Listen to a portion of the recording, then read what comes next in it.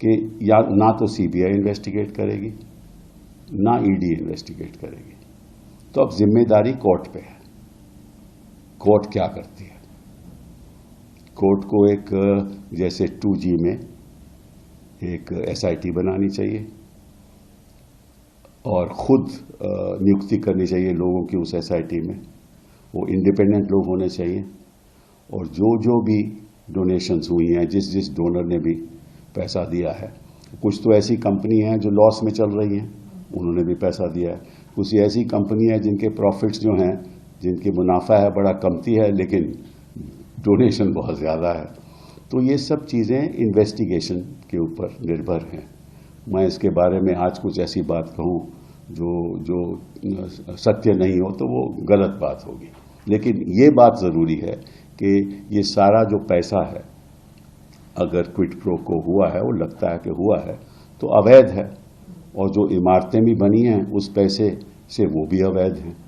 तो ये तो एक बहुत, जैसे मैंने पहले भी कहा कि हिंदुस्तान में 2 बहुत बड़े स्कैम हुए। एक तो नोटबंदी का, जहां करोड़ों रुपए जो कैश में थे लोगों के, किसी ने कोई कंप्लेंट नहीं की, कोई इतराज नहीं किया, सभी ने अपना पैसा बदल दिया, उसकी आज तक इन्वेस्टिगेशन नहीं हुई।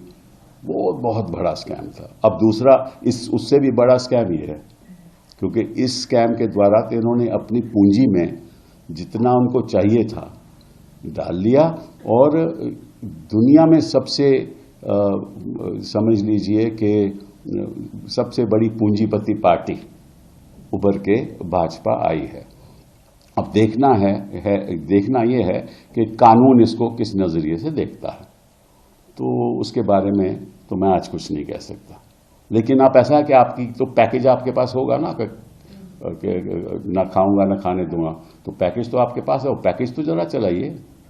ये तो आप लोगों के ऊपर निर्भर है। सर, एक ये सवाल भी खड़ा हो रहा है कि 2018 से इलेक्टोरल बॉन्ड्स की शुरुआत हुई थी, लेकिन जो डेटा दिया गया है 2019 से दिया गया है। तो ये जो 1 साल का गैप लिया गया, उसकी डिटेल्स नहीं सामने आई है, उस पर भी कई अभी तो बड़े गैप हैं। अभी तो बहुत बड़े गैप हैं। गैप इन्वेस्टिगेशन में है, गैप मतलब कि किन किन लोगों ने कितना कितना दिया। अभी ये भी पता करना चाहिए, और ये भी एक बहुत अहम सवाल है कि PM केयर्स में किसने किसने दिया। वो भी तो एक बहुत बड़ी बात है। वो भी उद्योगपतियों ने दिया होगा। तो मैं समझता हूं कि ये एक स्कीम थी और स्कीम के द्वारा हुआ। और इस स्कीम के जो जिसने स्कीम चलाई थी वो हमारे पूर्व वित्त मंत्री जी थे, और उन्होंने सोचा कि इस तरीके से कोई भी पार्टी हमसे मुकाबला नहीं कर पाएगी। वो निकला, सही निकला। जिसके पास पैसा है उसी के पास खेल है। So how do you see the mismatch of the data that has been submitted by the SBI? क्या जो जिस तरह उन्होंने कोर्ट में बोला उसके बाद सबमिट किया, लेकिन there is a mismatch. What is the mismatch? The donor and the amount that is. That is not a mismatch. That is yet to be investigated. Yes. Yeah, so you can't say it's a mismatch, right? You have to find out which political party got which donation. That's a matter again of investigation. The court in its order has not said that you must actually look at the entire chain of as to how electoral bonds changed hands. But many of these are direct. Many of these are direct in any case. The companies that are given the bonds are direct. Now the question is who the bonds went to, that's all.